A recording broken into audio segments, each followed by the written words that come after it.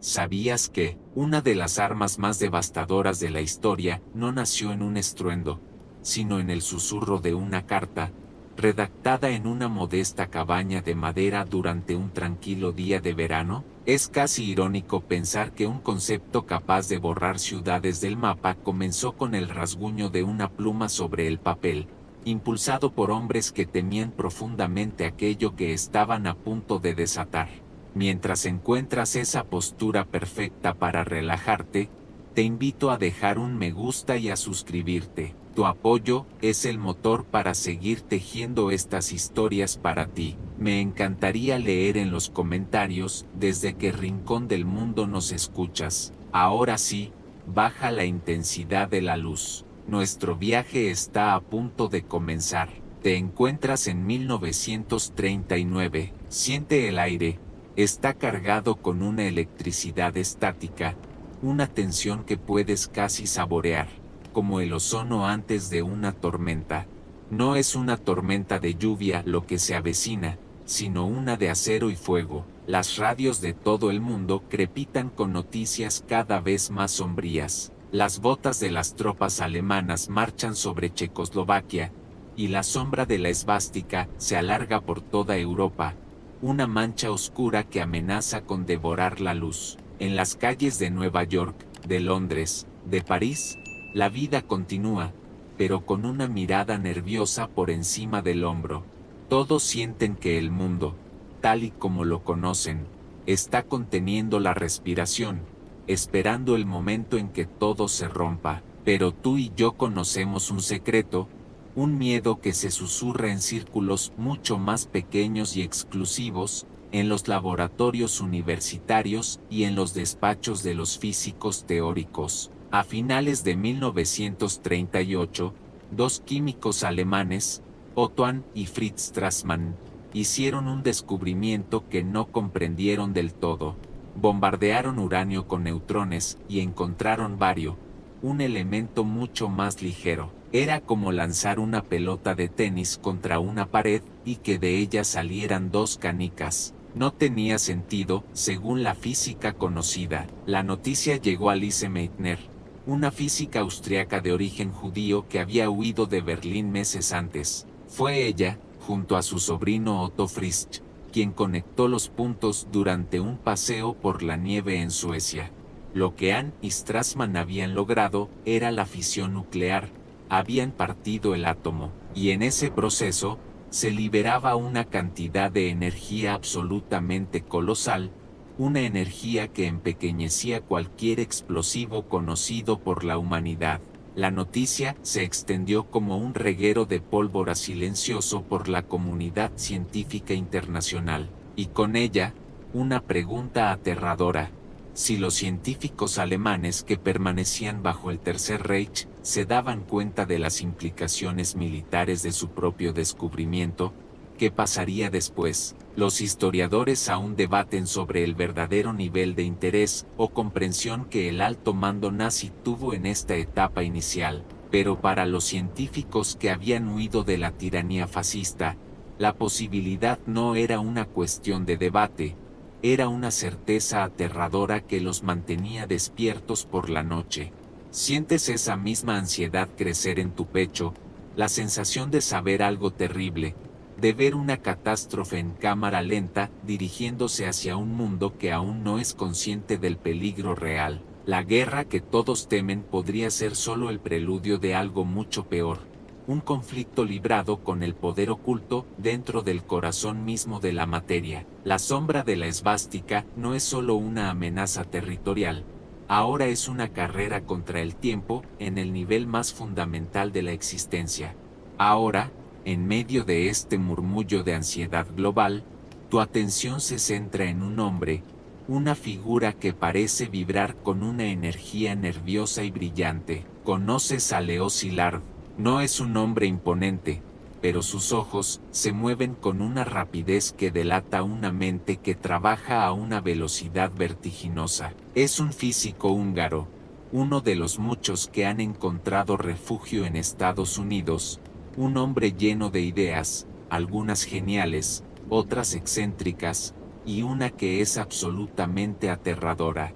Para él, la noticia de la fisión del uranio no es solo una curiosidad científica, es la confirmación de una pesadilla que ha estado gestando en su mente durante años. Te transportas por un momento a 1933, a una calle de Londres. Ves a Szilard esperando en un semáforo, el tráfico bullicioso a su alrededor.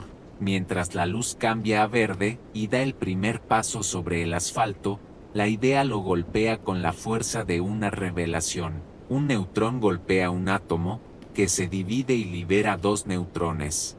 Esos dos neutrones golpean dos átomos más, que liberan cuatro neutrones. 4 se convierten en 8, 8 en 16, y así sucesivamente. Una reacción en cadena autosostenida. En ese instante, en medio del mundano acto de cruzar una calle, Szilard comprende el potencial para liberar energía a una escala nunca antes imaginada, y con ello, el potencial para crear una bomba de un poder apocalíptico. Esta idea lo obsesionó.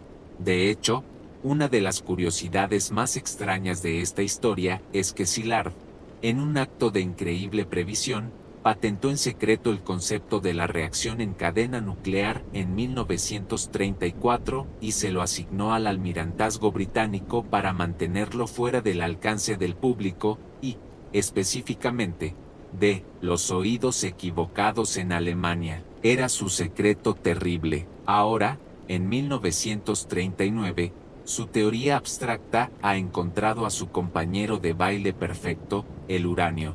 Él sabe, con una certeza que lo hiela por dentro, que si se puede crear una reacción en cadena con uranio, se puede construir la bomba, y sabe que los científicos que permanecen en Alemania saben exactamente lo mismo. Siente su paranoia, que ahora te parece más bien una lucidez aterradora. Lo ves deambular por los pasillos de la Universidad de Columbia, tratando de convencer a sus colegas, como el gran físico Enrico Fermi, de la necesidad de mantener en secreto sus investigaciones.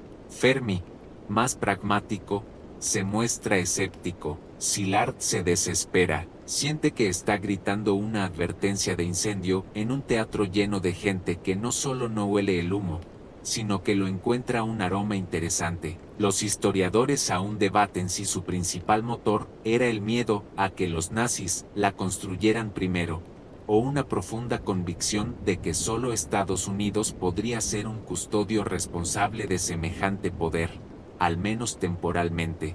Sea cual sea la razón, su urgencia es palpable. Cada día que pasa es, en su mente, un día más que el Tercer Reich tiene para perfeccionar el arma que podría asegurarles la victoria y someter al mundo a una oscuridad eterna. Se da cuenta de que su propia voz, la de un físico refugiado y excéntrico, no es suficiente, así que Szilard tiene este conocimiento apocalíptico ardiendo en su interior, una verdad tan pesada que amenaza con aplastarlo.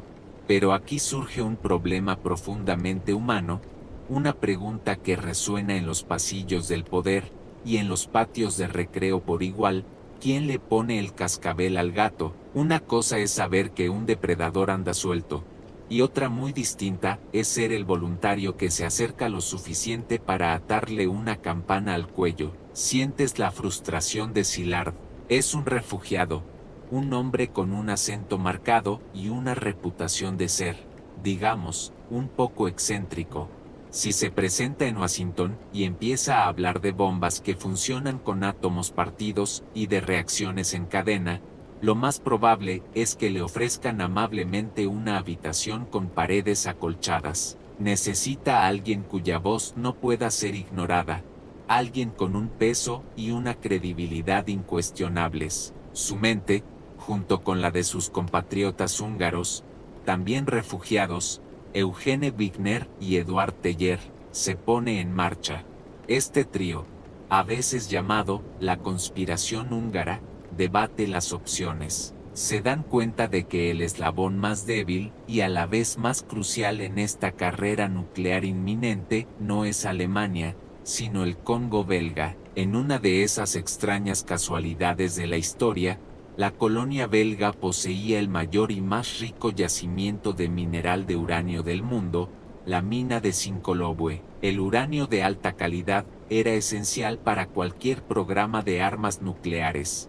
Su primer impulso, por tanto, no es advertir al presidente de Estados Unidos, sino a los belgas. No le vendan su uranio a Alemania, bajo ninguna circunstancia. Pero, ¿cómo llega un pequeño grupo de físicos refugiados al gobierno belga? Aquí es donde la historia da un giro. A través de la red de contactos de la comunidad científica, recuerdan un dato clave, una curiosidad poco conocida.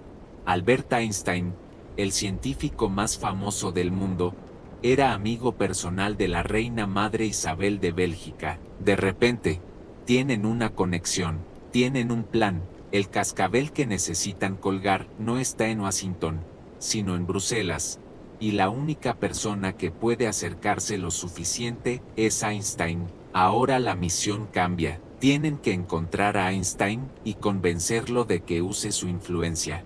Tú sigues a Szilard, ahora acompañado por el más diplomático y sereno Eugene Wigner, en su desesperada búsqueda. Es verano de 1939, y Einstein, como muchas otras personas, está de vacaciones. No saben exactamente dónde está, solo que alquiló una cabaña en algún lugar de Long Island. Te subes con ellos a ese coche, sintiendo el pegajoso calor del verano y la ansiedad palpable que llena el pequeño espacio. Conducen hacia Long Island con poca más información que un vago rumor. Los historiadores aún debaten sobre la mentalidad precisa de estos hombres en ese viaje en coche. ¿Era puramente un acto de defensa contra la tiranía nazi? ¿O había una parte de ellos, la parte del científico puro, que estaba irresistiblemente atraída por la posibilidad de ser los primeros en resolver este rompecabezas cósmico? El viaje se convierte en una odisea en miniatura, preguntando a la gente del lugar si han visto a un anciano de pelo alborotado y aspecto de profesor.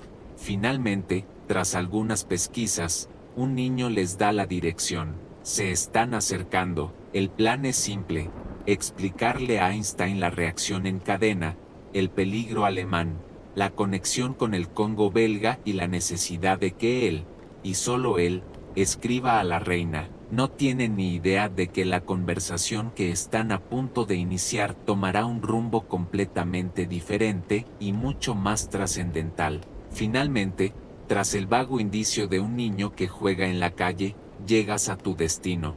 No es una mansión, ni un laboratorio imponente. Te encuentras frente a una modesta cabaña de madera en Peconic, Long Island.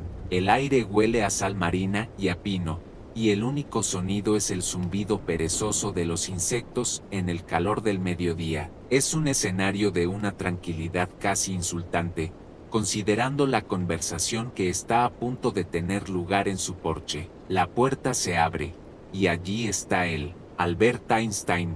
Pero no lo ves como el icono de las fotografías, no es la figura pública de pelo electrizado, lo ves como un hombre de 60 años, vestido con pantalones sencillos y sandalias, su rostro relajado y surcado por las arrugas de una vida de pensamiento profundo. Te invita a pasar, pero la conversación, por su gravedad y por el calor, se traslada al porche.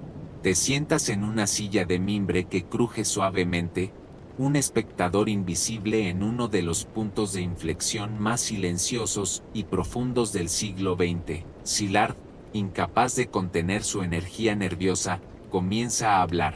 Wigner, con su calma habitual, interviene para matizar y asegurar que la explicación sea clara. Le explican la idea, en alemán, el idioma nativo que comparten, para asegurar que no se pierda ningún matiz en la traducción. Le hablan de la fisión del uranio de Annie Strassmann, y luego, Szilard le presenta su propio concepto, la pesadilla que lo persigue desde aquella calle de Londres, la reacción en cadena. A medida que hablan, ves un cambio sutil en el rostro de Einstein. Su interés inicial, puramente científico y curioso, se transforma lentamente en una expresión de profunda y solemne preocupación. Él, mejor que nadie, comprende las implicaciones de su propia y famosa ecuación, EMC. Sabe que una pequeña cantidad de masa puede convertirse en una cantidad inconcebible de energía, pero nunca había considerado seriamente un mecanismo práctico para lograrlo a esa escala. Una curiosidad poco conocida es que Einstein, a pesar de ser el padre de la relatividad, no estaba en la vanguardia de la física cuántica y nuclear experimental de ese momento. Necesitaba que Szilard le dibujara el panorama. Cuando finalmente lo comprende del todo, cuando la imagen de una bomba atómica se cristaliza en su mente, se dice que Einstein solo pronuncia una frase, Daran habe ich gar nicht gedacht, que significa, ni siquiera había pensado en eso. El peso de esas palabras se asienta en el aire denso del verano. Aquí está el hombre que huyó de Alemania para escapar del militarismo, un pacifista declarado y mundialmente conocido, enfrentado a una elección imposible. Los historiadores aún debaten la tormenta de pensamientos que debió cruzar la mente de Einstein en ese instante. ¿Era una traición a su alma pacifista, o la única acción lógica para evitar un mal mucho mayor, un mundo bajo el yugo de una Alemania nazi con poder atómico? La conversación entonces cambia de rumbo. Ya no se trata de advertir a la reina de Bélgica sobre el uranio. Szilard y Wigner se dan cuenta de que el problema es mucho mayor. Necesitan advertir al gobierno de los Estados Unidos. Y Einstein, con una pesadumbre que parece envejecerlo 10 años en 10 minutos, está de acuerdo. Su pacifismo no ha muerto, pero se ha visto obligado a una terrible hibernación por la cruda realidad de la amenaza que se cierne sobre el mundo. En ese porche, el plan original muere y uno nuevo, infinitamente más grande y peligroso, acaba de nacer. Ahora observas cómo la energía de esa conversación en el porche se canaliza hacia una tarea concreta, una que requiere una delicadeza casi quirúrgica.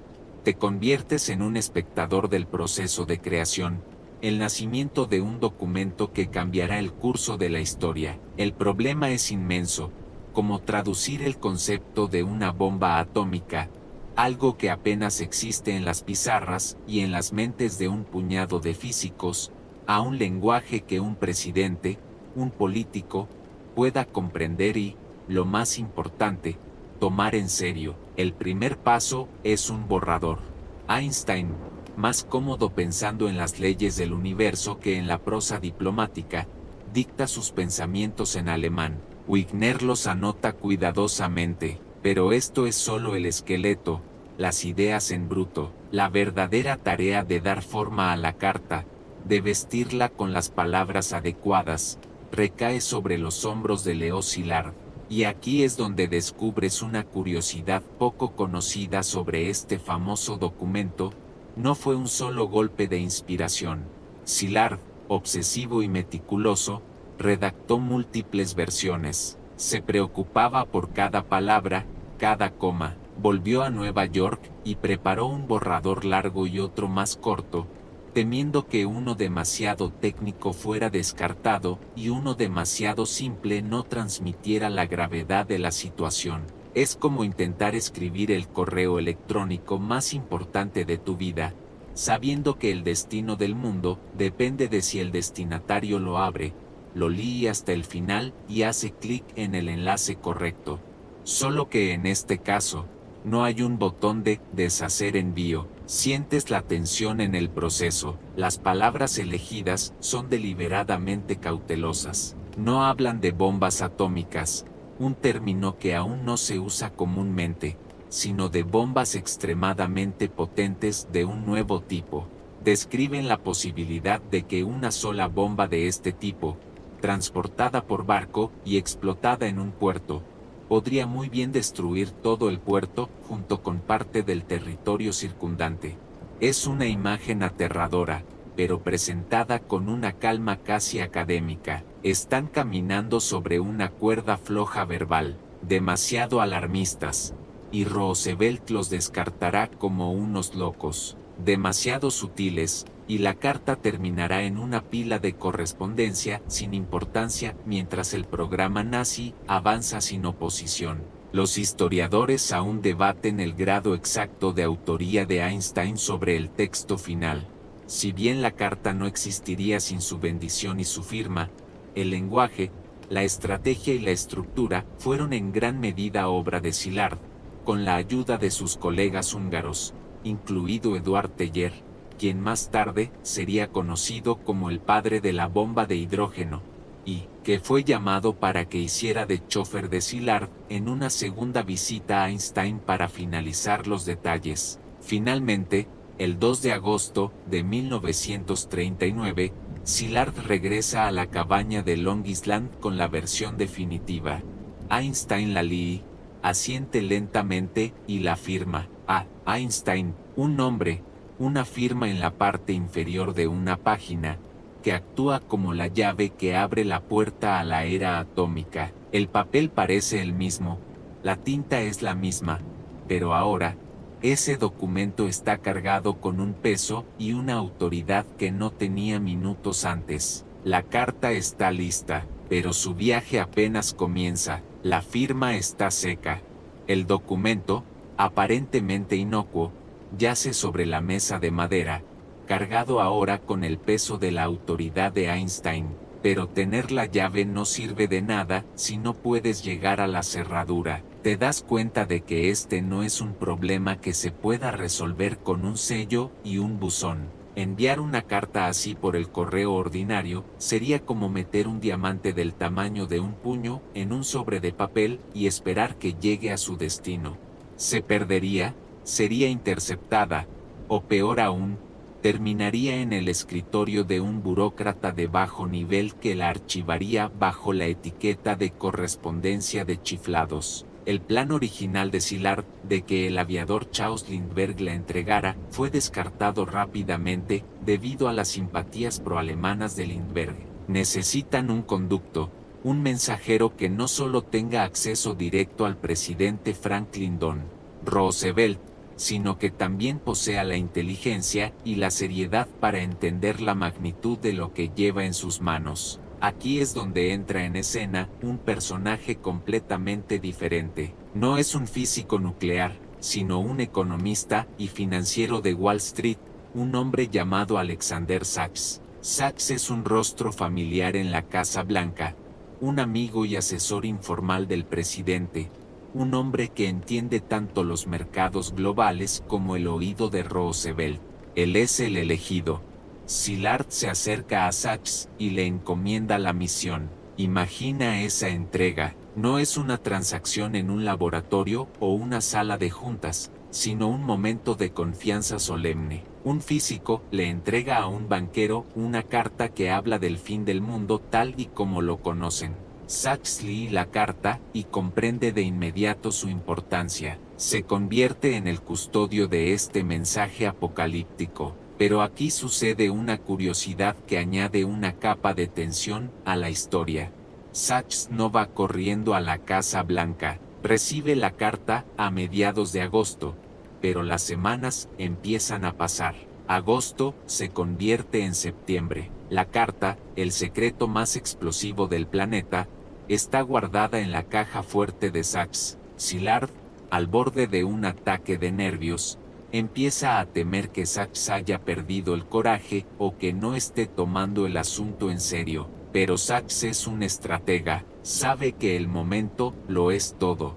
Y entonces, el 1 de septiembre de 1939, el mundo cambia para siempre. Alemania invade Polonia. Gran Bretaña y Francia declaran la guerra a Alemania. La tormenta que se avecinaba finalmente ha estallado. La Segunda Guerra Mundial ha comenzado. Esta noticia terrible y catastrófica tiene un efecto secundario. Le da a la carta de Einstein un contexto y una urgencia que no tenía semanas antes.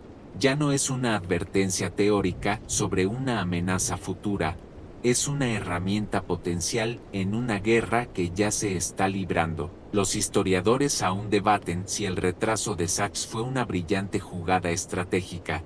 esperando a que el presidente estuviera en un estado mental más receptivo a causa de la guerra, o simplemente una consecuencia de la dificultad de conseguir una cita con un presidente que de repente estaba gestionando una crisis global. Sea como sea, la espera ha terminado.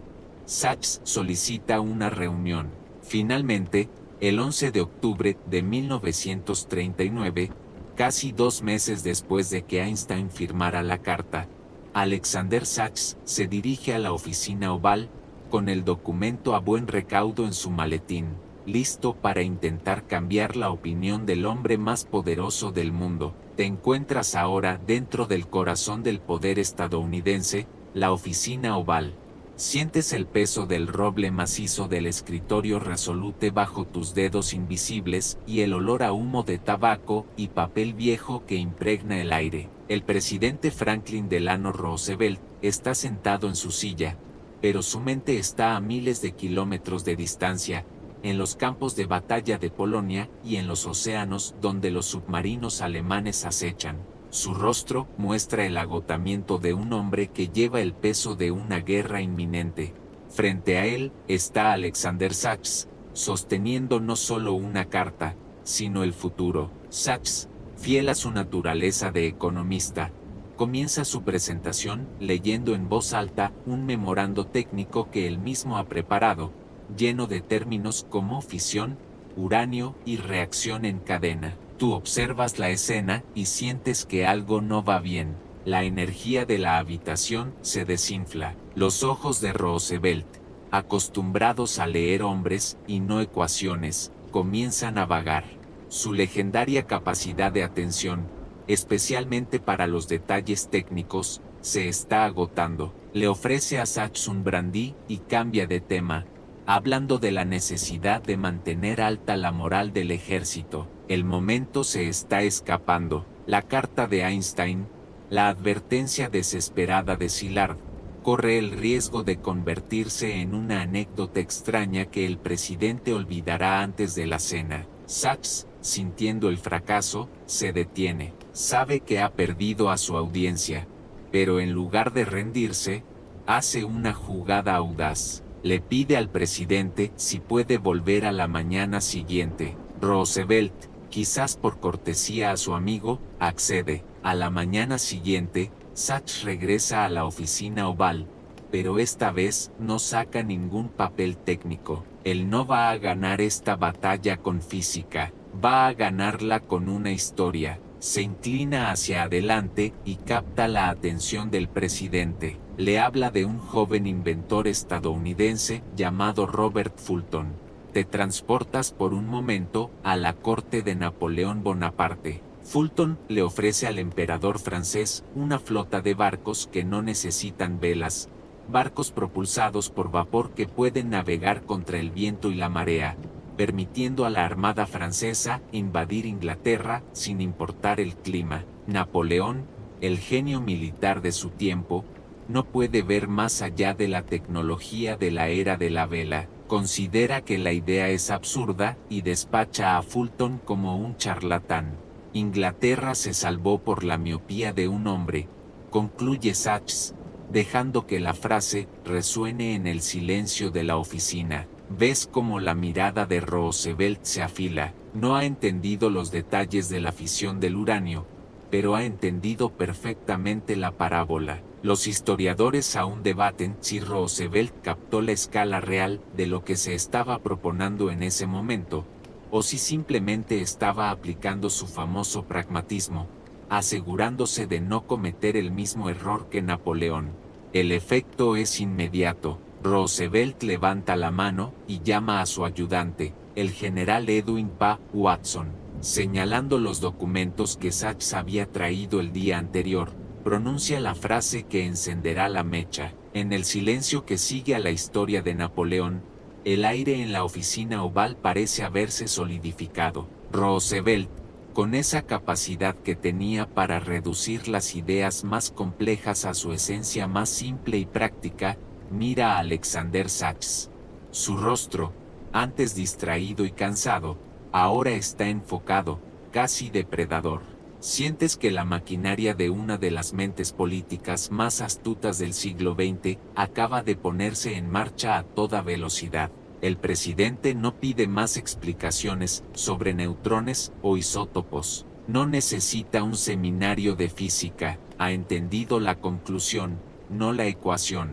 Llama a su ayudante, el general Pa Watson, y cuando éste entra, Roosevelt le entrega los documentos que Sachs le había dejado el día anterior, la carta de Einstein y el memorando técnico. Entonces, con una voz tranquila pero llena de una autoridad inconfundible, pronuncia la frase que se convertirá en el acta de nacimiento no oficial de la era atómica estadounidense. Alex, dice, mirando a Sachs, lo que buscas es que los nazis no nos hagan volar. Esa frase es un golpe de genio en su simplicidad. Destila todo el miedo, toda la física compleja, toda la ansiedad de los científicos refugiados en una orden clara y directa, una declaración de intenciones. No es una orden para construir una bomba, no todavía, es una orden para investigar, para asegurarse de que Estados Unidos no se quede atrás, para evitar el escenario de pesadilla que la anécdota de Napoleón había pintado tan vívidamente. El general Watson toma los papeles y Roosevelt añade, esto requiere acción. 3 palabras. Con esas 3 palabras, el gobierno de los Estados Unidos, oficialmente y por orden de su comandante en jefe, entra en la carrera nuclear. Sientes una liberación de la tensión que se había acumulado. El cascabel ha sido puesto, la advertencia ha sido escuchada, pero también sientes el comienzo de una nueva tensión, una mucho más grande y pesada. La puerta se ha abierto. Lo que comenzó como la idea paranoica de un físico en una calle de Londres, y luego se convirtió en una conversación en un porche de Long Island, ahora es un asunto de Estado. Una curiosidad interesante es que, a pesar de la orden directa de Roosevelt, la maquinaria gubernamental reaccionó con una lentitud que desesperaría a Szilard en los meses siguientes. La acción inmediata fue la creación de un comité, el primer paso burocrático en cualquier gran empresa gubernamental. Los historiadores aún debaten si Roosevelt, en ese momento, realmente creía que una bomba de tal poder fuera posible, o si su acción era más una póliza de seguro, un movimiento prudente para cubrir todas las bases en un mundo cada vez más peligroso. Él era un maestro en mantener múltiples opciones abiertas, y esta podría haber sido simplemente la más extraña de todas.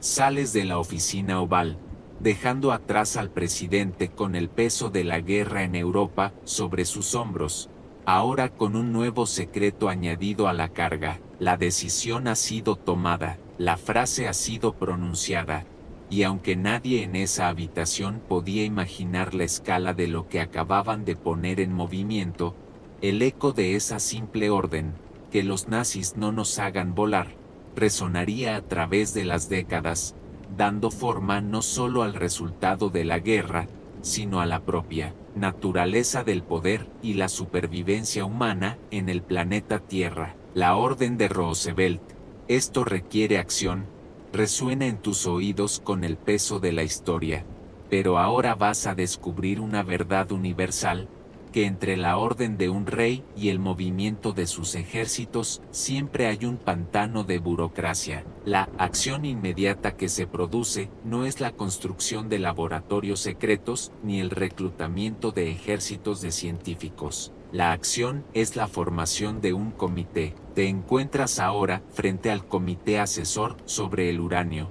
Suena importante, pero la realidad es mucho más modesta. Al frente de este comité se encuentra un hombre llamado Lyman Briggs, el director del National Bureau of Standards. Imagínalo, es el arquetipo del burócrata de carrera, un hombre prudente, metódico y, sobre todo, increíblemente cauteloso. No es un hombre que tome riesgos, es un hombre que los archiva en triplicado. La primera reunión del comité se celebra el 21 de octubre de 1939. En la sala están Briggs, algunos oficiales militares, y por supuesto, el trío de húngaros, Szilard, Wigner y Teller, vibrando con una impaciencia apenas contenida. Los científicos exponen su caso, hablando de la posibilidad de una reacción en cadena y de la necesidad urgente de investigar con grafito para ralentizar los neutrones. La respuesta es tibia. Uno de los oficiales militares presentes, el coronel Keith Adamson, se burla de la idea de una bomba explosiva, diciendo que las guerras no se ganan con armas secretas, sino con la moral de los soldados. Sientes la sangre subir al rostro de Szilard. Después de meses de ansiedad, de conseguir la firma de Einstein y la atención del presidente, se enfrenta a un muro de escepticismo y complacencia. El resultado de esta primera reunión es la concesión de un presupuesto inicial de $6,000. 6,000. Piensa en esa cifra. Es menos de lo que cuesta un coche de segunda mano hoy en día, y esa fue la suma asignada para investigar el arma que definiría el futuro del planeta. Una curiosidad que ilustra perfectamente esta fase de lentitud es el destino de los informes del comité. Briggs, en un acto de cautela extrema, toma los informes que detallan el potencial de la energía nuclear y la urgencia de la investigación, y los guarda bajo llave en su caja fuerte. No los distribuye. No presiona para obtener más fondos. Los trata como un secreto tan profundo que incluso el propio gobierno apenas debe conocerlo, paralizando cualquier progreso significativo. Los historiadores aún debaten si la lentitud de Briggs era una forma de prudencia fiscal y científica, negándose a gastar dinero en lo que parecía ciencia ficción, o si simplemente era la reacción de un hombre cuya imaginación no podía estirarse lo suficiente como para concebir un proyecto de esta magnitud. Mientras tanto, en Europa, la historia no se mueve con tanta lentitud. La guerra de broma termina. Los tanques nazis atraviesan las Ardenas. Dinamarca y Noruega caen. En junio de 1940, París, la ciudad de la luz, es ocupada por el ejército alemán. La amenaza que Szilard tanto temía se está materializando a una velocidad aterradora, y en Washington, el informe que podría ser la clave para contrarrestarla, duerme tranquilamente en la caja fuerte de un burócrata. La brecha entre la urgencia de los científicos y la inercia del gobierno se está convirtiendo en un abismo. Sientes la desesperación de Szilard y sus colegas como una nota discordante y constante bajo la melodía sombría de la guerra. Los $6,000 se han gastado. Los experimentos han demostrado que la teoría es sólida, pero el proyecto sigue estancado en el lodo de la burocracia del Lehman Briggs. Pero mientras la inercia reina en Washington, al otro lado del Atlántico, en Gran Bretaña, un grupo de científicos conocido como el Comité Maud ha estado trabajando en el mismo problema, y han llegado a una conclusión mucho más alarmista y definitiva. En el verano de 1941, su informe llega a Estados Unidos. Es un documento que cae como una bomba sobre los escritorios de los asesores de Roosevelt. El informe Maud no habla en términos de posibilidades teóricas. Afirma con una confianza escalofriante que una bomba de uranio es factible y que podría estar lista en tan solo 2 años. De repente, el letargo se rompe. La amenaza ya no es una hipótesis de un grupo de refugiados húngaros. Es una conclusión a la que han llegado los propios aliados de Estados Unidos. Es el empujón final que Roosevelt necesitaba. El proyecto es arrancado de las manos cuidadosas y lentas del Comité Civil. La escala cambia drásticamente. Ya no se habla de miles de dólares, sino de cientos de millones, que pronto se convertirán en miles de millones. La investigación académica se transforma en un programa industrial y militar de la máxima prioridad, y con esta nueva escala, llega una nueva necesidad, el secreto absoluto. El proyecto necesitaba un nombre, una tapadera que ocultara su verdadero y terrible propósito. Y aquí es donde nace una de las nomenclaturas más famosas y engañosas de la historia. No se llamó Proyecto Libertad o Proyecto Justicia, se le dio un nombre deliberadamente mundano, aburrido, burocrático, el Proyecto de Manhattan. Esta es una curiosidad fascinante. El nombre no tiene nada que ver con la isla de Manhattan en sí, sino con el hecho de que las primeras operaciones del proyecto fueron supervisadas por el Cuerpo de Ingenieros del Ejército de los Estados Unidos, cuyo distrito de ingeniería para esa región se llamaba Distrito de Ingenieros de Manhattan. Sonaba como si estuvieran construyendo un nuevo sistema de alcantarillado o un puente. Era el camuflaje perfecto, un nombre tan gris que nadie se molestaría en mirar dos veces. Los historiadores aún debaten si el nombre Manhattan fue una elección deliberadamente brillante para el engaño, o una simple casualidad burocrática que resultó ser increíblemente efectiva para ocultar el secreto mejor guardado de la guerra. Sientes el cambio en el aire. Ya no es el aire estancado de una sala de reuniones, sino el zumbido eléctrico de una máquina colosal que se pone en marcha en silencio, en las sombras. La información se compartimenta. Los científicos que trabajan en la purificación del uranio no sabrán por qué lo hacen. Los ingenieros que diseñan edificios extraños en lugares remotos no sabrán qué albergarán. El secreto se convierte en el principio organizador, una capa de oscuridad que envuelve cada aspecto de esta empresa masiva. El Comité del Uranio se disuelve en la irrelevancia, un primer capítulo tímido de una historia que ahora se está convirtiendo en una epopeya industrial y secreta. El niño ha crecido, y ahora es un gigante silencioso que se mueve por todo el país. El proyecto Manhattan ya no es un comité, es una bestia industrial y secreta que se extiende por todo el país. Y una bestia de tal magnitud necesita dos cabezas para ser controlada, una que la construya y otra que le enseñe a pensar. Ahora conoces a estas dos cabezas, y te preparas para presenciar el nacimiento de la alianza más improbable y fundamental de toda la guerra. La primera cabeza pertenece al general Leslie Groves. Lo ves y entiendes inmediatamente que es un hombre que hace cosas. No es un estratega de salón, es un constructor, un bulldog con uniforme. Es corpulento, con un bigote recortado y una voz que suena como grava rodando cuesta abajo. Su última tarea antes de esta fue construir el edificio de oficinas más grande del mundo, el Pentágono, y lo hizo antes de lo previsto y por debajo del presupuesto. Es exigente, impaciente con las tonterías, y tiene un amor por los dulces y el chocolate que parece contradecir su dura fachada. Desconfía profundamente de los académicos, a quienes ve como soñadores poco prácticos e indisciplinados. Cuando le asignan el proyecto Manhattan, su primera reacción es de decepción.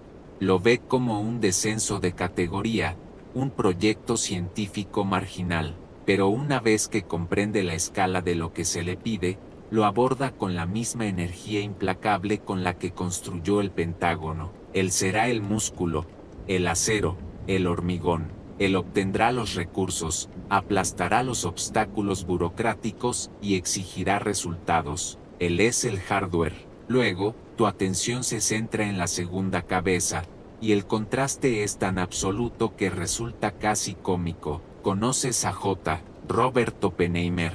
Si Groves es una caja fuerte, Oppenheimer es un espectro, un hombre que parece hecho de humo y alambre. Es extraordinariamente delgado, con un cigarrillo perpetuamente encendido entre los dedos y unos ojos azules de una intensidad casi dolorosa. Es un físico teórico de brillantez deslumbrante, un hombre que lee sánscrito por placer y puede citar a John Donne mientras explica la mecánica cuántica, pero no tiene un premio Nobel, no tiene experiencia administrativa, y, lo que es más alarmante para los servicios de seguridad, Tiene un círculo de amigos y familiares lleno de simpatizantes y miembros conocidos del Partido Comunista. Es, en el papel, la peor elección posible para liderar el laboratorio de armas más secreto de la nación en guerra. Y aquí reside la curiosidad central de esta alianza.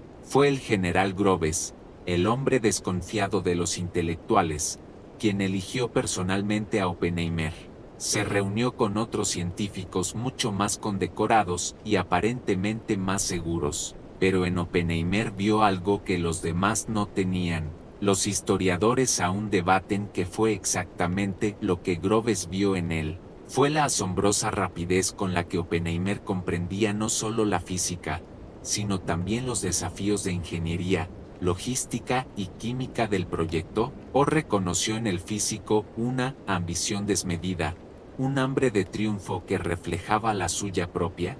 Groves luchó por Oppenheimer, defendió su elección contra los asesores de seguridad que gritaban traición, y le entregó las llaves del reino científico. Se convirtieron en el software y el hardware del apocalipsis, la extraña pareja, el general pragmático y el físico poético. Juntos, y solo juntos, podrían hacer lo imposible. Su extraña y tensa asociación se convertiría en el motor que impulsaría todo lo que estaba por venir. Con el músculo de Groves y el cerebro de Oppenheimer al mando, la siguiente pregunta se cierne sobre ellos, una pregunta de geografía y secreto. ¿Dónde construyes el taller del fin del mundo? El proyecto Manhattan no es una sola entidad, es un imperio industrial disperso. Hay gigantescas fábricas de enriquecimiento de uranio que se están planificando en un valle remoto de Tennessee, un lugar que pronto se llamará Oak Ridge. Se están diseñando reactores para producir plutonio en Hanford, en el estado de Washington. Pero esas son las fábricas de los ingredientes. Necesitan un lugar central, un laboratorio donde todos estos ingredientes se unan, donde la teoría se convierta en un dispositivo funcional, un lugar para el diseño de la bomba misma. Y este lugar tenía que cumplir con una lista de requisitos casi imposibles. Tenía que ser remoto, muy remoto, lejos de las miradas curiosas y de las posibles bombas enemigas.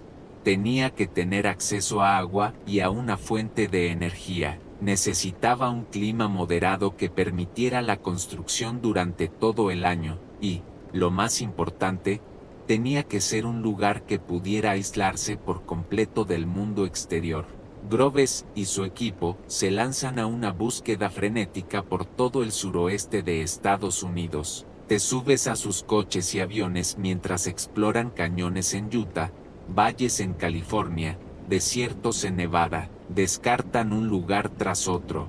Uno está demasiado cerca de una ciudad, otro no tiene suficiente agua, un tercero es demasiado accesible. La búsqueda se vuelve frustrante, el reloj avanza, y cada día que pasa es un día perdido en la carrera contra los nazis. Es entonces cuando Oppenheimer hace una sugerencia. Él conoce un lugar que ama, un lugar de su pasado que, por una extraña coincidencia del destino, podría ser la clave de su futuro. Le habla a Groves de una meseta remota en el norte de Nuevo México, a unos 50 kilómetros de Santa Fe. Se llama Pajarito Plateau. Oppenheimer conoce esta tierra íntimamente. Años atrás, cuando era un joven frágil que se recuperaba de una enfermedad, sus padres lo enviaron a un rancho escuela para niños cerca de esa zona. Cabalgó por esas mesetas, durmió bajo esas estrellas y desarrolló un profundo amor por la belleza austera y salvaje del paisaje. Una curiosidad de esta historia es que la ubicación inicial propuesta por Oppenheimer no era exactamente Los Álamos, sino un lugar cercano llamado Gem Springs. Cuando Groves fue a inspeccionarlo, lo odió. El cañón era estrecho, propenso a inundaciones, y se sentía claustrofóbico. Parecía otro callejón sin salida. Los historiadores aún debaten sobre ese momento de tensión. Fue una prueba de Groves a Oppenheimer, para ver cómo reaccionaba ante la presión y el rechazo de su idea inicial. ¿O fue simplemente la opinión honesta de un ingeniero práctico? Decepcionados, estaban a punto de marcharse cuando Oppenheimer, como última opción, sugirió que echaran un vistazo a otra meseta cercana, donde se encontraba la Los Alamos Ranch Chool, la misma escuela que él había conocido en su juventud. Condujeron por un camino sinuoso y peligroso hasta la cima de la meseta, y cuando llegaron, Groves supo al instante que habían encontrado su lugar. La vista era espectacular, la ubicación era increíblemente aislada y el terreno era perfecto. El destino, al parecer, tenía un sentido del drama. El lugar que había ayudado a forjar el carácter del joven Oppenheimer se convertiría ahora en el crisol donde él forjaría el arma más poderosa del mundo. Has llegado, el camino de tierra serpenteante ha quedado atrás, y ahora te encuentras en la cima de la meseta. El aire aquí es diferente, más fino, más limpio. Un silencio profundo lo envuelve todo, roto solo por el silbido del viento que atraviesa los pinos ponderosa. Frente a ti se extiende un paisaje de una belleza desgarradora. Al este, el valle del Río Grande se despliega como un mapa, y más allá, las montañas Sangre de Cristo se tiñen de rojo con la luz del atardecer. Estás en Los Álamos, Nuevo México, pero en este momento, no es el nombre que asocias con la historia.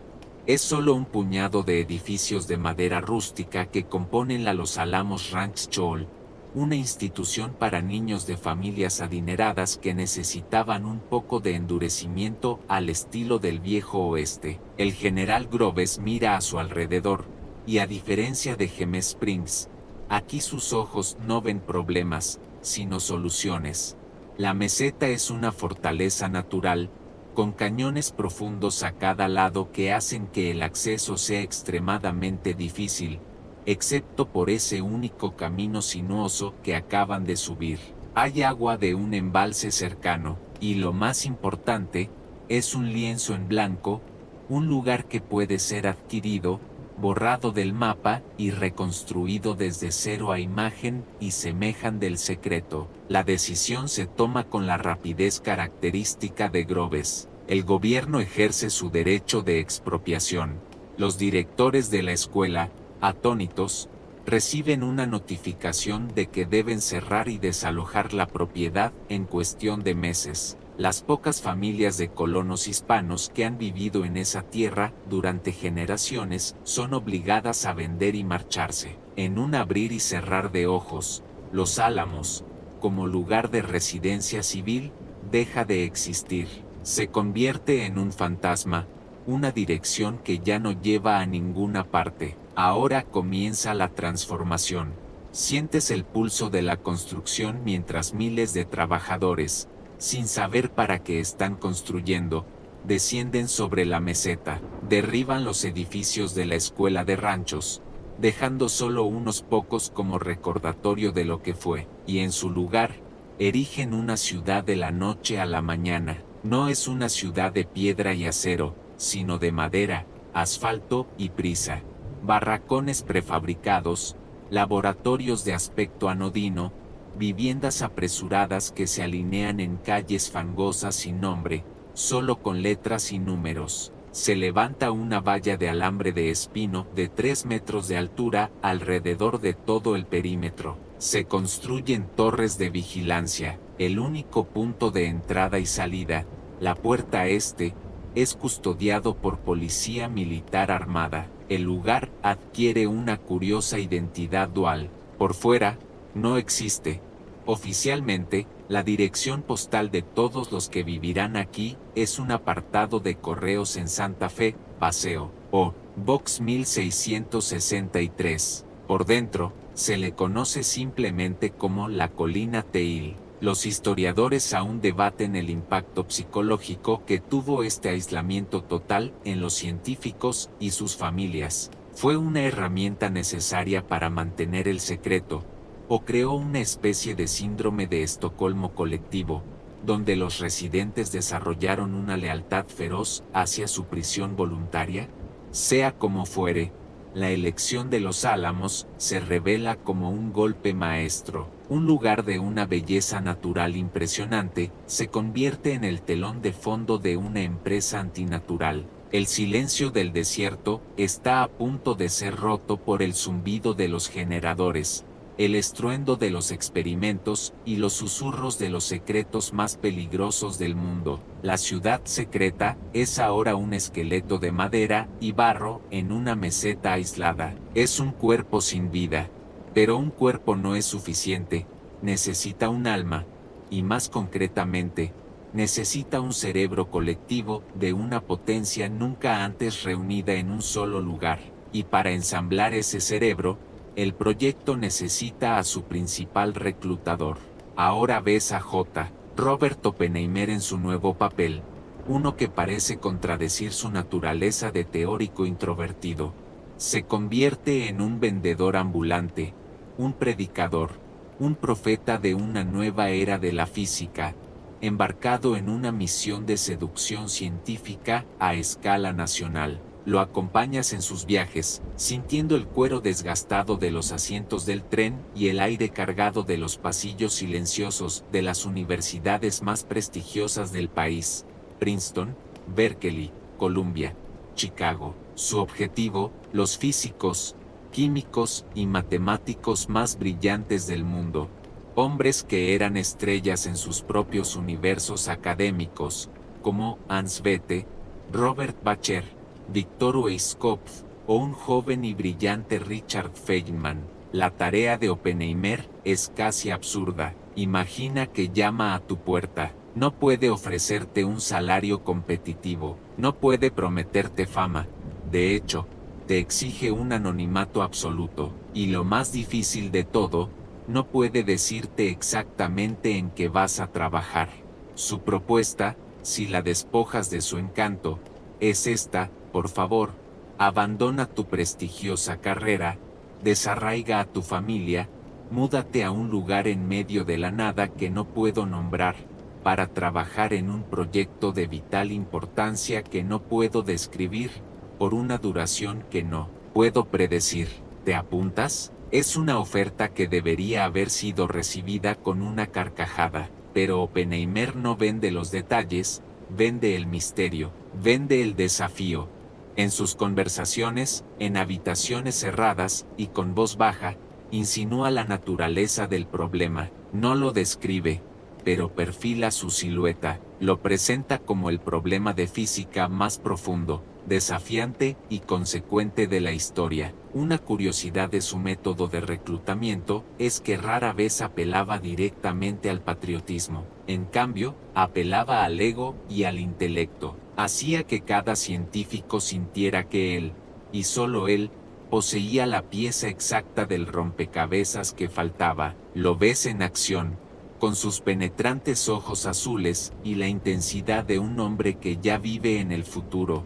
Les dice: la guerra terminará, y nosotros, los que estamos en esta sala, sabremos que hemos tenido un papel en ello. No podremos contarlo, pero lo sabremos. Los historiadores aún debaten si su poder de persuasión radicaba en su innegable carisma intelectual, en la naturaleza irresistible del problema que insinuaba, o simplemente en el peso del contexto de una guerra total. Probablemente fue una mezcla de todo. Logró convencer a la flor innata de la ciencia aliada para que desaparecieran del mundo, uno a uno. Los genios dicen que sí, empacan sus libros, sus pizarras y sus familias, y se dirigen en secreto hacia un apartado de correos en Santa Fe, sin tener una idea clara de lo que les espera, solo la promesa de un desafío que definirá sus vidas, y, sin que ellos lo sepan aún, el destino del mundo. Comprendes ahora que la oferta de Oppenheimer, aunque envuelta en secreto, llevaba consigo una promesa implícita, una que resonaba en el núcleo mismo de lo que significaba ser un científico en el siglo XX. Te pones en la piel de uno de esos hombres, quizás un joven físico en Berkeley o un matemático establecido en Princeton. Tienes una vida cómoda, una carrera respetada, una rutina de enseñanza e investigación. Y entonces, Este hombre delgado e intenso entra en tu oficina y te pide que lo dejes todo por un fantasma. El patriotismo es, por supuesto, un factor. La amenaza de la Alemania nazi es real y aterradora, y el deseo de contribuir a la victoria es genuino. Pero debajo de esa corriente de deber, hay otra más profunda, más egoísta y mucho más poderosa: el canto de sirena del desafío intelectual supremo. Durante las últimas 4 décadas, la física había estado en un estado de éxtasis revolucionario. La relatividad de Einstein había remodelado el cosmos, y la mecánica cuántica había destrozado la vieja visión newtoniana del universo, revelando un mundo subatómico extraño, probabilístico y maravilloso. Era una edad de oro del pensamiento, una época de gigantes como Bohr, Heisenberg, SCH Eredinger y Dirac. Pero gran parte de este conocimiento era teórico: ecuaciones en una pizarra, debates filosóficos en conferencias. El proyecto que Oppenheimer insinuaba era diferente. Era la oportunidad de tomar toda esa teoría abstracta y gloriosa, y aplicarla para resolver un único y monumental problema práctico. Era la oportunidad de ser los primeros seres humanos en iniciar y controlar deliberadamente una reacción en cadena nuclear. No era solo un problema de ingeniería, era la pregunta final que el universo les estaba planteando. Era la cima del Everest de la física, y ellos, y solo ellos, estaban siendo invitados a la primera expedición de escalada. Una curiosidad de esta motivación es que para muchos de estos hombres, la atracción no era construir un arma, sino resolver un rompecabezas. Se referirían al dispositivo que estaban construyendo no como la bomba, sino con el nombre en clave aséptico y casi juguetón de el artilugio de Gadget. Este distanciamiento lingüístico les permitía centrarse en los desafíos técnicos y científicos, en la belleza de las ecuaciones y la elegancia de las soluciones, separando su trabajo intelectual de las terribles consecuencias humanas de su creación. Los historiadores aún debaten si la motivación principal era el descubrimiento puro o la embriagadora emoción de ser los primeros en domar un poder cósmico, una forma de hubris intelectual. Probablemente fuera una mezcla inseparable de ambas. Lo que Oppenheimer ofrecía no era solo la oportunidad de ayudar a ganar la guerra, sino la oportunidad de participar en el experimento científico más importante de la historia. Para un físico teórico, en 1943, resistirse a eso sería como pedirle a un explorador del siglo XVI que ignorara los rumores de un continente desconocido al otro lado del océano. Así que empacan sus maletas, no solo como soldados reclutados por el deber, sino como peregrinos que viajan a un nuevo y sagrado lugar de conocimiento, listos para enfrentarse a un desafío que pondría a prueba los límites mismos de la comprensión humana. Los genios han sido reunidos, atraídos por el canto de sirena del desafío intelectual, pero los genios, en su mayoría, no viajaron solos. Ahora exploras el lado humano de esta ecuación secreta, un factor que el general Groves inicialmente subestimó: las familias. Te encuentras junto a una mujer, recién llegada de la comodidad de Princeton, o la soleada California, mientras baja de un coche polvoriento en la puerta este de Los Álamos. Su primera visión no es la de una comunidad planificada, sino la de un campamento de construcción caótico y embarrado. Las calles no tienen pavimento, las casas son barracones idénticos y monótonos, y todo el lugar está rodeado por una ominosa valla de alambre de espino. Esto, le dicen, es su nuevo hogar. La regla fundamental de esta nueva vida es el silencio. A las esposas se les prohíbe explícitamente preguntar a sus maridos sobre su trabajo. Cualquier conversación sobre física, ingeniería o los nombres de colegas importantes está estrictamente prohibida. Viven en un lugar sin nombre, con una dirección que es un mero apartado de correos, y sus maridos tienen un trabajo sin descripción. A sus familias y amigos en el mundo exterior, Solo pueden decir que están trabajando en un proyecto del gobierno en algún lugar del oeste. Este es el hecho más conocido sobre la vida en la colina, el secreto absoluto que envolvía incluso los hogares. Pero ahora, observa una curiosidad fascinante que floreció en este ambiente de secretismo y aislamiento. A pesar del estrés, la incertidumbre y las condiciones primitivas, Los Álamos experimentó un extraordinario baby boom.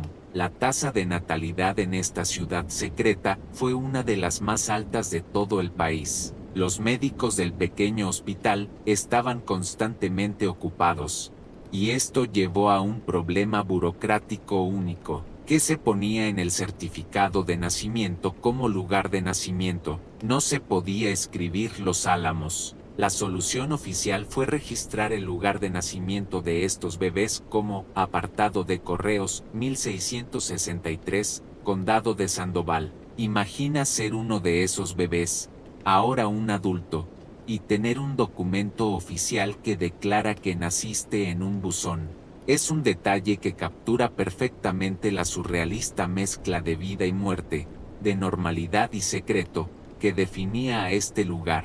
Ves a estas mujeres, muchas de ellas profesionales educadas y brillantes por derecho propio, enfrentarse al desafío de crear una comunidad de la nada. Organizan cenas, grupos de teatro, excursiones a las hermosas montañas circundantes, y fiestas que se hicieron legendarias por su intensidad, impulsadas por el alcohol y la necesidad de liberar la tensión acumulada. Los historiadores aún debaten sobre el verdadero papel de estas mujeres en el éxito del proyecto Manhattan. Fueron simplemente un apéndice pasivo del proyecto, manteniendo el hogar mientras los hombres hacían el trabajo importante, o fueron un componente activo y esencial, construyendo una red social y una apariencia de normalidad que mantuvo alta la moral y la productividad de los científicos, evitando que la presión y el aislamiento los volvieran locos? La respuesta, probablemente, es que fueron el pegamento invisible que mantuvo unida toda la frágil empresa humana. Has visto cómo se construyó la ciudad y cómo fue poblada. Ahora, penetras más allá de los barracones y las calles embarradas, y entras en el verdadero corazón de Los Álamos, los laboratorios y las salas de seminarios. Aquí, el aire no huele a pino, sino a tiza, a soldadura y a la electricidad estática de la pura potencia cerebral. Te conviertes en una mosca en la pared de este crisol de ideas, y lo que presencias es una atmósfera como ninguna otra que haya existido antes o después. La colaboración es intensa, casi febril. Las barreras tradicionales entre disciplinas se derrumban por necesidad. Físicos teóricos de fama mundial se encuentran trabajando codo con expertos en explosivos, químicos metalúrgicos y jóvenes técnicos. Un problema que surge en el laboratorio de química por la mañana puede ser resuelto en una pizarra por un matemático después del almuerzo y probado por un ingeniero esa misma noche. Oppenheimer, como director, fomenta esta polinización cruzada. Organiza coloquios semanales donde todo el laboratorio se reúne para discutir los avances y los obstáculos. Es el catalizador, moviéndose de una reunión a otra, absorbiendo, cuestionando y sintetizando información a una velocidad asombrosa. Pero este no es un paraíso utópico de cooperación, donde hay genios, hay egos, y Los Álamos está lleno de ellos hasta los topes. Sientes la tensión de las rivalidades intelectuales, escuchas los debates feroces que estallan en los pasillos, con argumentos lanzados como armas, a menudo con la brutal honestidad que solo los científicos de élite pueden permitirse. Ves a Edouard Teller, brillante y obstinado, abogando apasionadamente por su propio y más ambicioso diseño, la super o bomba de hidrógeno, a menudo en detrimento del objetivo principal de construir una bomba de fisión para la guerra actual.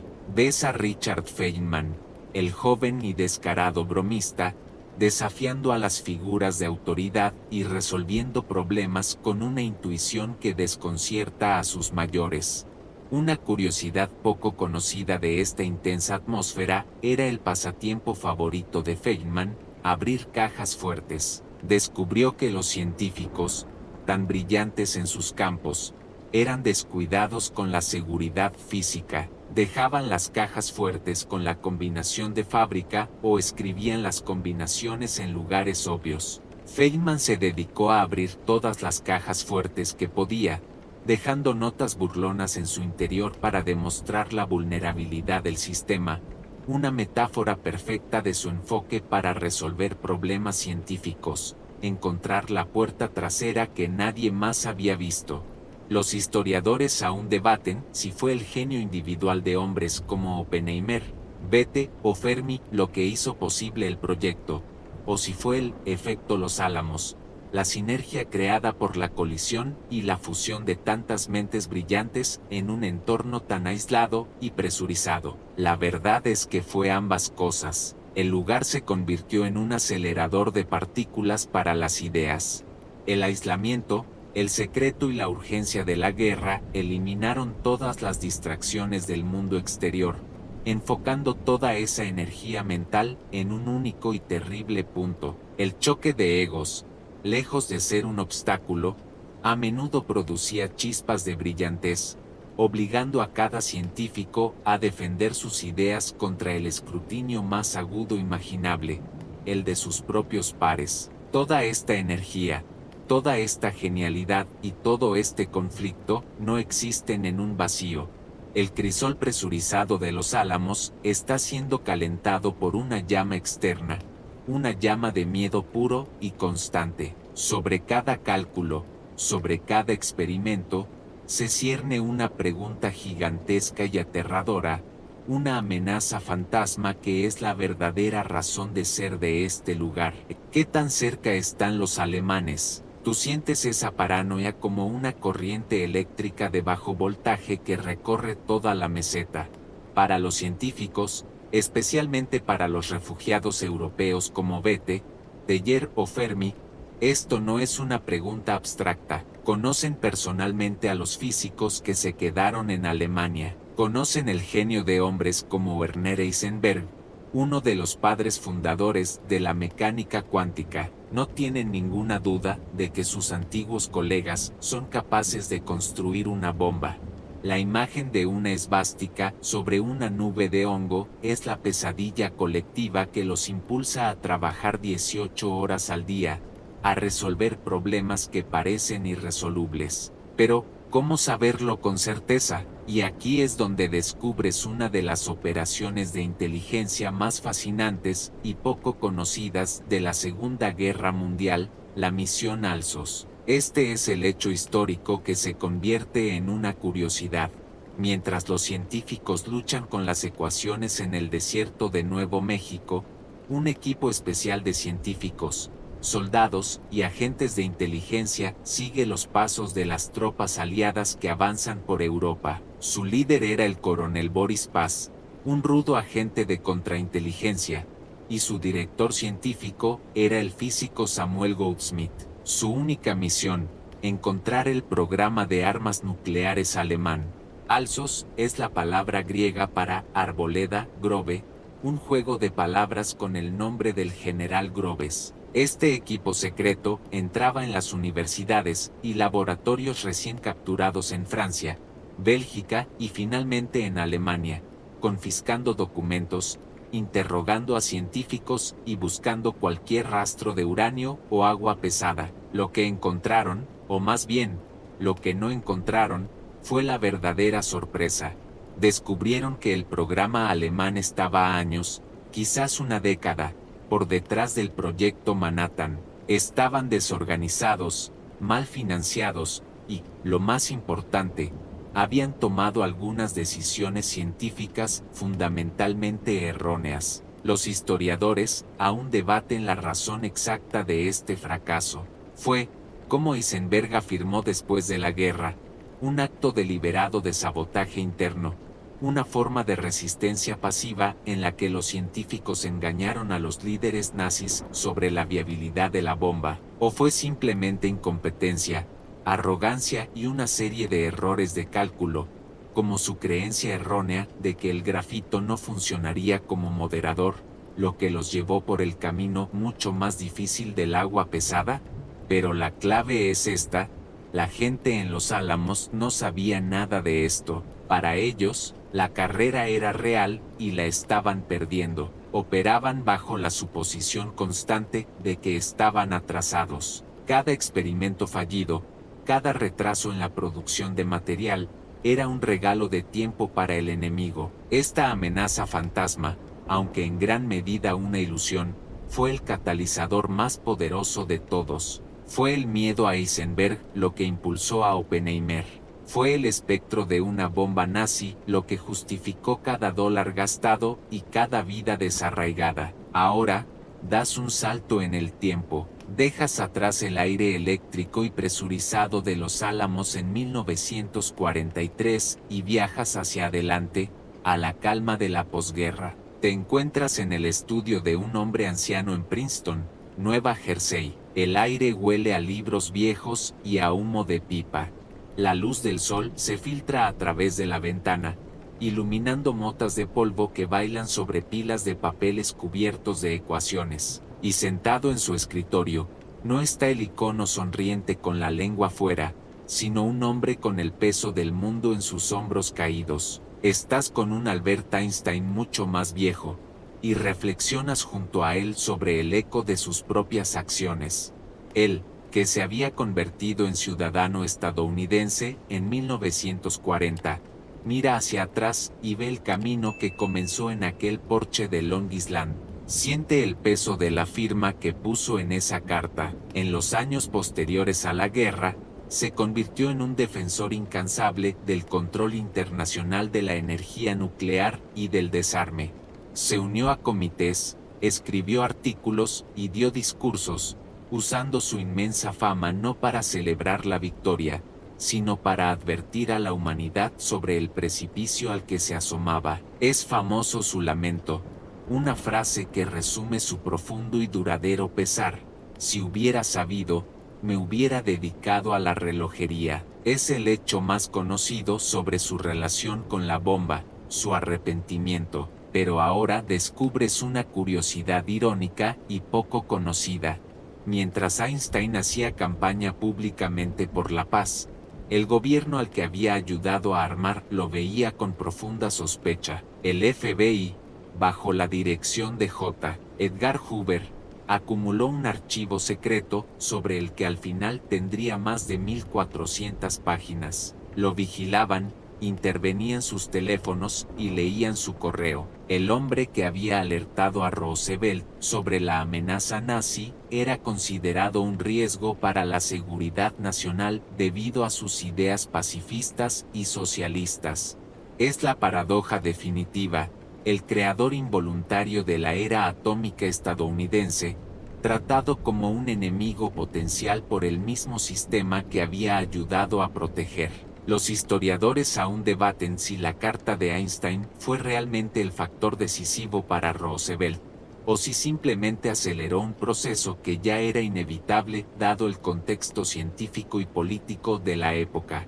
¿Habría surgido el proyecto Manhattan de todos modos, impulsado por otros informes como el del Comité Maud británico? Quizás, pero eso no alivia la carga moral del hombre que está frente a ti. Para él, la conexión era directa. Su nombre, su prestigio, fue la llave que abrió la primera puerta, y ahora, en la quietud de su estudio, lo ves luchando por intentar cerrar una caja de Pandora que él mismo ayudó a abrir. Su lucha contra la proliferación nuclear se convirtió en la última gran batalla de su vida, una batalla librada con la misma pluma que había firmado aquella fatídica carta, una batalla que, en gran medida, sabía que no podría ganar. Este tormento futuro, esta carga de arrepentimiento, es completamente desconocido para los hombres y mujeres que ahora se reúnen en el desierto, listos para comenzar su trabajo. Y así, Te encuentras en la quietud expectante que sigue a la creación. La ciudad imposible existe, los martillos han dejado de sonar, y el polvo de la construcción se ha asentado, revelando un lugar que no debería existir, un pueblo de barracones y laboratorios precarios aferrado a una meseta remota, suspendido entre el cielo azul profundo y la tierra roja del desierto. Es un lugar que vibra, no con el ruido de las máquinas, sino con la energía contenida de cientos de las mentes más brillantes del planeta, ahora reunidas bajo un mismo cielo silencioso. La semilla ha sido plantada en este suelo secreto. La primera gran fase, la logística de lo imposible, está completa, pero ahora, en el silencio de los laboratorios recién terminados y en las pizarras en blanco que esperan ser llenadas, comienza el verdadero trabajo. El objetivo es claro: transformar la teoría esotérica de la fisión nuclear en un dispositivo práctico y transportable. Deben construir el artilugio. Este es el hecho conocido, el propósito que los une a todos. Desde el principio, se dan cuenta de que no hay un solo camino hacia esta meta, sino dos, ambos llenos de incertidumbres. Aquí descubres la curiosidad que definirá la carrera dentro de la carrera. El primer camino es el del cañón. Es un concepto relativamente simple: disparar una masa de uranio 235 contra otra para alcanzar la masa crítica. Es un método que parece fiable, casi seguro que funcionará si consiguen suficiente uranio. El segundo camino es mucho más oscuro y complejo, el de la implosión. Este método utilizaría un nuevo elemento artificial, el plutonio, rodeado de explosivos convencionales que deben detonar con una simetría perfecta para comprimir el núcleo y desatar su energía. Es un desafío de ingeniería tan formidable que muchos lo consideran imposible. Sin embargo, es potencialmente mucho más eficiente. El laboratorio se divide, persiguiendo ambos caminos simultáneamente, una apuesta en dos frentes contra el tiempo y la física. Los historiadores aún debaten sobre la naturaleza del liderazgo de Oppenheimer en este momento crítico. Fue desde el principio un director visionario que orquestó magistralmente esta doble apuesta, o fue su gestión inicialmente caótica, un intento desesperado de explorar todas las opciones ante la inmensidad de lo desconocido, encontrando su equilibrio como líder solo a través del proceso de prueba y error. Lo que es innegable es que la verdadera batalla acaba de empezar, una batalla de ecuaciones, experimentos fallidos y destellos de genialidad. En el silencio del desierto de Nuevo México, el laboratorio más secreto del mundo había nacido, pero reunir a los genios era la parte fácil. Ahora, enfrentaban un desafío que no solo pondría a prueba los límites de la ciencia, sino también el alma de quienes lo lideraban. Y así, la semilla de esa idea, nacida en la mente de un físico preocupado y formalizada en una carta firmada por un pacifista atormentado, ha encontrado finalmente su tierra en el desierto solitario. Nuestro viaje por los orígenes silenciosos de este proyecto monumental llega a su fin por hoy, dejando a nuestros protagonistas en el umbral de su verdadero desafío. Pero ahora, la intensidad de esa historia comienza a desvanecerse, como las últimas brasas de una hoguera que se apaga lentamente bajo un manto de estrellas. Siente como el ritmo de la narración se ralentiza. Cada palabra es ahora una invitación a una calma más profunda. Deja que el peso de los secretos, las ecuaciones y las decisiones históricas se disuelva en el aire tranquilo de tu habitación. Imagina que el viento que soplaba sobre la meseta de los Álamos ahora susurra suavemente a través de tu ventana, llevando consigo no la tensión de la guerra, sino la serenidad intemporal del paisaje del desierto. Es un viento que ha visto pasar civilizaciones y que seguirá soplando mucho después de que nuestras propias preocupaciones se hayan desvanecido. Tu mente, que ha viajado a través del tiempo y ha sido testigo de conversaciones que cambiaron el mundo, ahora puede regresar a casa, al santuario de tu propio espacio. Permite que tus pensamientos se vuelvan más ligeros, como plumas flotando en una corriente suave. Ya no hay problemas que resolver ni decisiones que tomar. La única tarea que tienes ahora es la de relajarte, la de permitir que tu cuerpo se sienta pesado y seguro en la comodidad de tu cama. Cada respiración que tomas es un ancla que te sujeta al momento presente, a esta isla de paz que has creado para ti. Siente cómo la calma asciende desde los dedos de tus pies, suavizando cada músculo a su paso, liberando la tensión de tus tobillos, tus pantorrillas y tus rodillas. La quietud fluye hacia arriba, relajando tu espalda, permitiendo que se hunda más profundamente en el colchón. Tus hombros se liberan de cualquier carga que hayan llevado, y tus brazos se sienten agradablemente pesados a tus costados. La historia del día ha terminado. Los personajes de nuestro relato, con sus miedos y sus ambiciones, se retiran a las sombras de la historia, permitiéndote a ti ocupar el centro del escenario, un escenario de tranquilidad y descanso profundo. El único sonido ahora es el de tu propia respiración, un ritmo constante y tranquilizador, la banda sonora de tu viaje hacia el sueño. Te encuentras ahora en un lugar seguro, un espacio donde solo existen la calma y la comodidad, un puerto seguro donde tu mente y tu cuerpo pueden recargarse. El viaje ha terminado, y el descanso ha comenzado. Fin. Dulces sueños.